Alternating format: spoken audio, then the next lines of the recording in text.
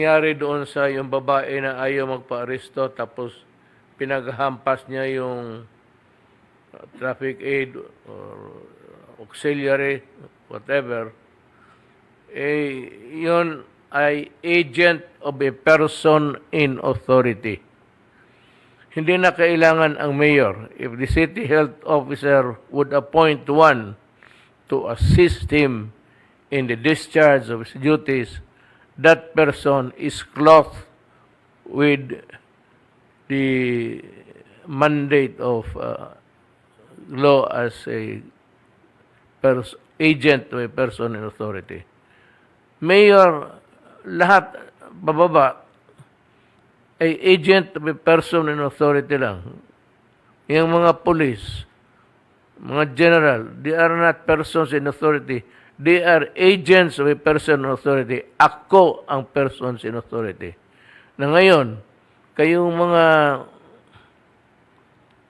barangay captain, merong kayong mga tanod and even have the power to call upon the police to assist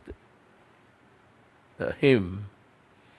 Upon orders of the barangay captain to the police, that order carries with it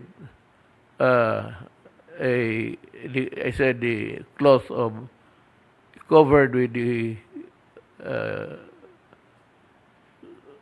power of a person in authority. Yan ang tandaan ninyo. Kaya kayo namang mga barangay captain, kayo yung mayor sa inyong lugar.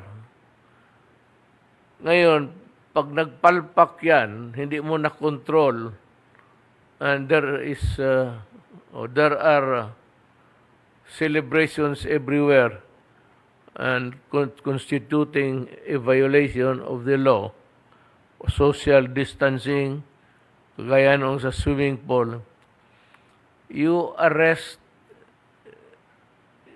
the barangay captain should arrest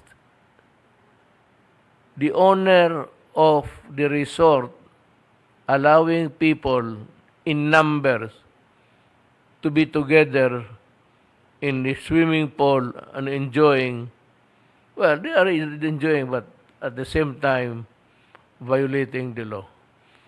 Na ngayon, hindi mo mahuli lahat yan. Alam mo kasi nakita mo swimming pool, may mga bata. Na ang bata hindi mo talaga maaresto. You just have to pick them up from the swimming pool and send them home. Ngayon, ang mga nanay pati tatay, yun ang pwede. But a child under 9 cannot be arrested or whatever. They cannot commit a crime kasi ang batas presumes that they have no sufficient discretion to commit a wrong in the eyes of the law. Ang barangay captain dyan, kung hindi mo kaya, tawagin mo police. Yan ang dapat. Pero kung wala kang ginawa, that is a dereliction of duty. You cannot escape by saying, wala ka doon. Barangay captain, ikaw yung mayor eh. In the same manner ako mayor noon, pag nagkamali ako, I am told to explain in many instances na sulatan ako na explain na within 72 hours why you should not be held liable for. Sinasagot ko na, well, ito trabaho. Now, if it is accepted, good. If not, then there's another administrative case which can even lead to you being dismissed from the service.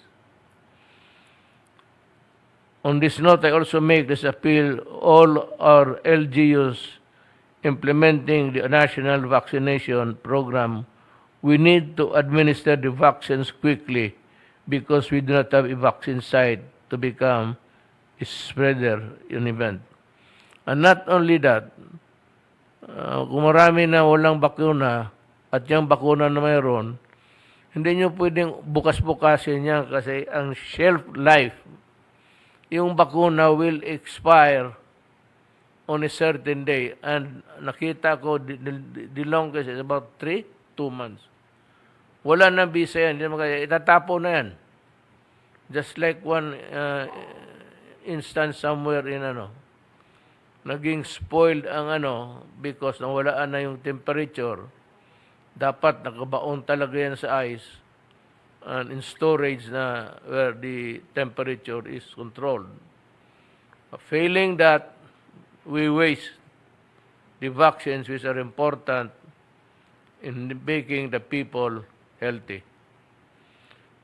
Making them queue is making them queue is palinyahin mo. Making them queue for an hour or longer exposes them to other risks. Please use technology and advanced approaches to make sure the entire process is more effective. Huwag mong pahirapan yung tao na palinyahin ninyo. Either the day before, magbigay kayo ng mga card. Simple lang naman yan, may number. Ano yung card? So, yung 100, yung araw na to, 101, 102. Kung sinong gustong pabakuna, lumapit doon, dito sa isang mesa, this is where you get the names. Ibigay mo yung card. Then, do it such a way nga you are there 15 minutes earlier para maghintay na lang to expedite the vaccination of people. Huwag ninyong palinit kasi makakasakit rin yan . It's just the same. The very thing that you're trying to avoid will happen if you do not do that. Kaya, yung advanced approaches to make the entire process more effective is give them a card. So, the barangay captain has a list. Alam ko yan. Lahat barangay captain has a list of the people in his barangay.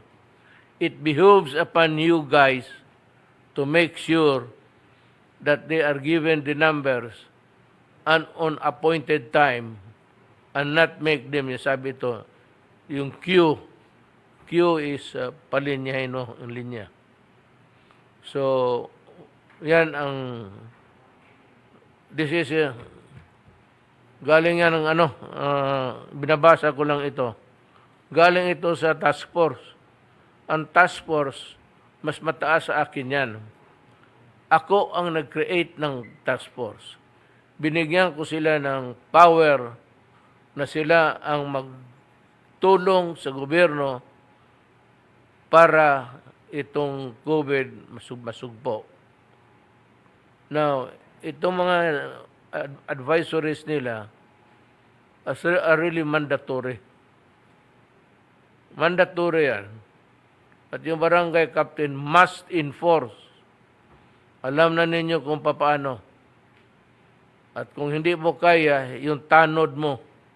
So, yung tanod mo becomes an agent of a person in authority.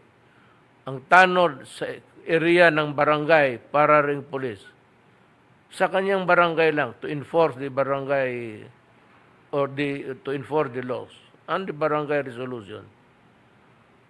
Ang inyong tanod becomes automatic an agent of a person in authority. It has come to the knowledge of everybody sa task force that there are an alleged illegal sale of COVID-19 vaccination slots in Mandaluyong City.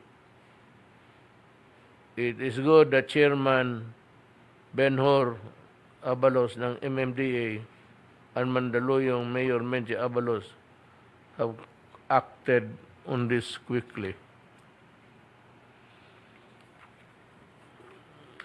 We will not allow all vaccines of our people are given for free. Libre yan. Huwag kayong magbayad. Wala kayong gastusin yan. Pumunta lang kayo doon sa nagbabakuna at babakunahan ka. Libre. selling vaccination slots goes against the principle of equitable vaccine distribution. Ano ba ang krimen mo? I am sure that yung nagpapabili, well, one is theft. Kasi nanakawin niya yung ibibigay niya. Second is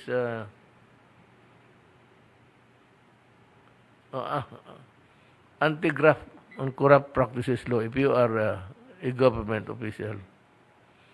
Ngayon, kung civilian ka,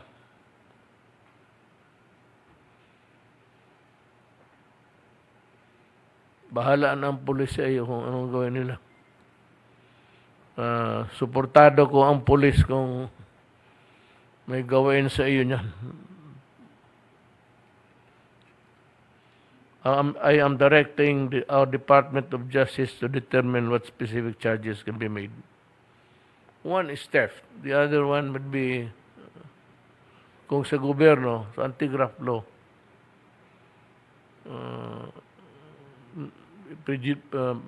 prejudicial to another, parang ganon. And kung civilian ka,